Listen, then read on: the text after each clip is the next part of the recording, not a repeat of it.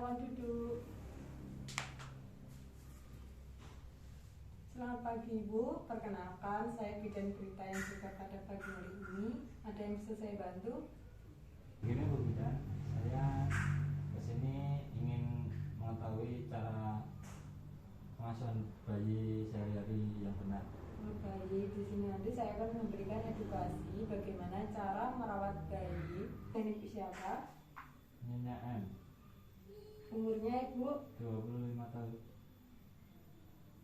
pernah mengalami partu satu kali ya Bu? Iya. Untuk anaknya perempuan G. Oke. Untuk berat badannya 3.300, untuk panjangnya 48 cm, untuk suhunya 36 derajat Celcius ya Bu.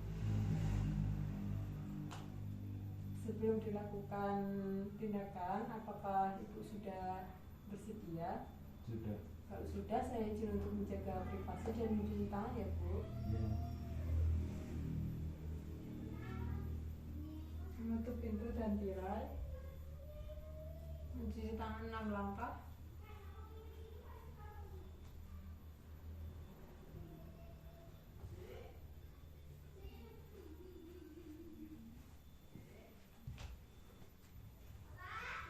Sebelumnya, apakah Ibu sudah pernah mendengar atau mengetahui atau pernah membaca di media sosial tentang perawatan bayi sehari-hari Ibu? Belum. Belum. Baik, kalau belum, di sini saya akan jelaskan ya Bu. Bertujuan untuk bagaimana cara merawat bayi sehari-hari dengan benar. Untuk yang pertama, saya jelaskan dulu cara pemberian ASI. ASI adalah makanan terbaik untuk bayi sejak lahir sampai umur 6 bulan dan tanpa diberikan tambahan minuman apapun seperti teh, kopi, susu, formula ya Bu.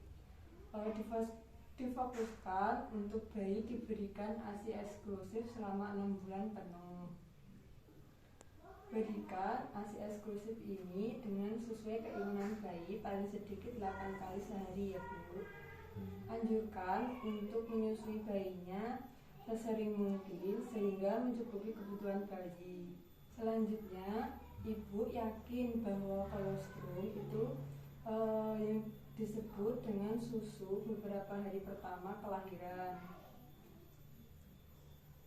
atau disebut dengan zat bergizi dan mengandung kekebalan zat tubuh. Lalu saya akan menjelaskan bagaimana cara menjaga kebersihan dan kehangatan bayi ya Bu. Yang pertama itu kita berikan kontak antara kulit ibu dan bayi. Lalu pastikan bayi diletakkan dalam tempat yang hangat dan kering. Lalu memakai pakaian bayi yang lembut, hangat, kering, dan bersih. Bila perlu, bayi memakai tutup kepala, sarung tangan, dan kaos kaki. Selanjutnya, mengganti popok dan selimut sesuai keperluan. Lalu, raba telapak kaki bayi. Bila teraba dingin, bisa dilakukan kontak kulit ke kulit untuk ditambahkan selimut. Selanjutnya, jaga ruangan tetap hangat ya Bu. Lalu bagaimana sih tentang posisi tidur bayi yang nyaman atau yang benar? Yang pertama, kita anjurkan bayi tidur bersama ibu di tempat tidur yang sama untuk memudahkan menyusui sesuai dengan keinginan. Lalu sebaiknya bayi tidur bersama ibu di bawah kelambu, terutama untuk daerah malaria.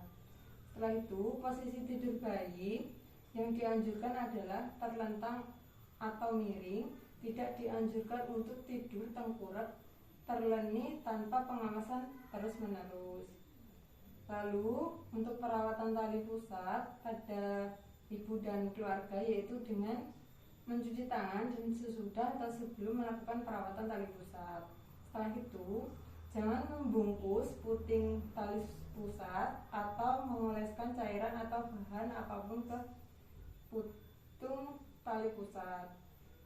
Selanjutnya, lipat popok di bawah putung tali pusat. Lalu, luka tali pusat harus dijaga tetap kering dan bersih sampai sisa tali pusat mengering dan terlepas sendirinya ya Bu. Setelah itu, jika puting tali pusat kotor, anjurkan untuk membersihkan dengan hati-hati dengan air DPT dan sabun dan segera dikeringkan secara bersama dengan menggunakan kain bersih. Lalu perhatikan tanda-tanda infeksinya. Jika terlihat kemerah-merahan pada kulit sekitar tali pusat, tampak nanah atau berbau. Jika terdapat tanda infeksi, membawa bayinya ke fasilitas kesehatan ya Bu. Untuk mengukur suhu tubuh bayi itu dengan menggunakan termometer. Setelah itu kita waspadai bahaya bagi bayi kita ya Bu. Yang pertama, kita lihat tidak mau minum atau memuntahkan semua. Lalu bayi kejang-kejang, nafasnya cepat lebih dari 60 kali per menit, nafasnya lambat kurang dari 30 kali per menit, lalu tarikan dinding dada ke dalam yang sangat kuat. Lalu bayi merintih, teraba demam, suhu lebih dari 38, untuk teraba dingin, suhu kurang dari 36 derajat Celcius, ada nanah yang banyak di mata, pusar, kemerahan meluas ke dinding perut, diare, tampak kuning pada telapak tangan dan kaki. Selanjutnya yang terakhir, tindakan yang harus dilakukan bila ada tanda bahaya.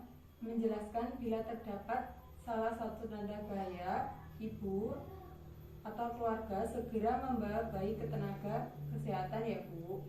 Penjelasan atau edukasi tentang perawatan bayi baru lahir sudah selesai ya Bu. Ya. Apakah ada yang ditanyakan? Tidak. Baik, kalau tidak ada, saya evaluasi sedikit ya Bu. Apa yang harus diwaspadai tanda bahaya pada bayi baru lahir?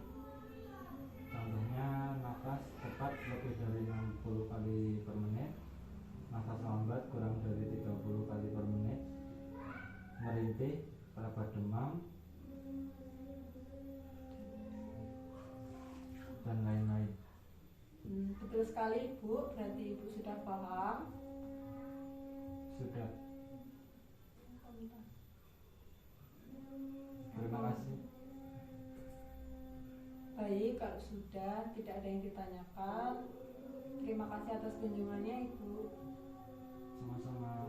Ya, saya permisi dulu ya Bu. Ya Ibu, hati-hati di jalan, mari saya antar.